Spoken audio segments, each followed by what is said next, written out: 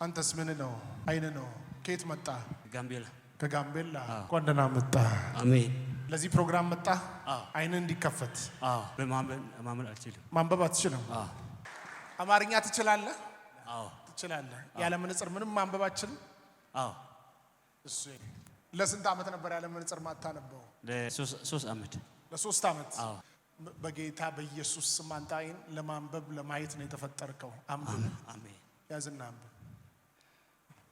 ታላቅና ነጭ ዙፋን በእርሱም ላይ የተቀመጠውን አየሁ።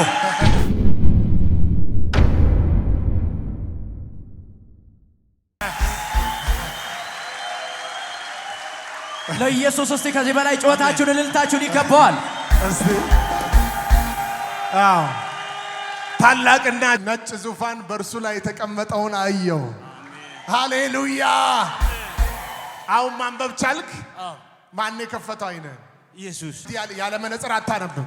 ማን የከፈተልህ? ኢየሱስ። ምን ትላለህ ለሱ? አመሰግናለሁ። ሃሌሉያ። ጌታዬ ማመስገን አልተውም፣ ወጀቡ ቢበዛ አልተውም፣ እንዲያውም ልጨምር አልተውም። ምስጋና እልልታ ለኢየሱስ።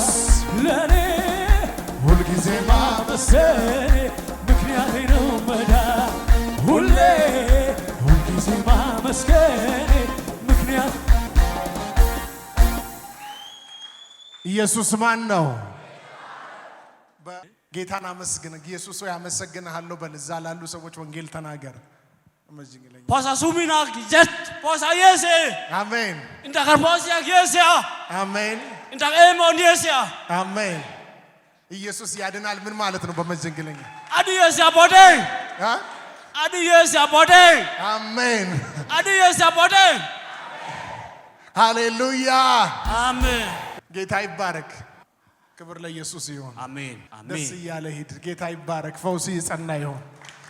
ክብር ይገባል ለኢየሱስ። Praise God. This man came from Gambela and he couldn't read without glasses for 3 years. While the man of God was praying, his eyes can read clearly as a day. Praise God.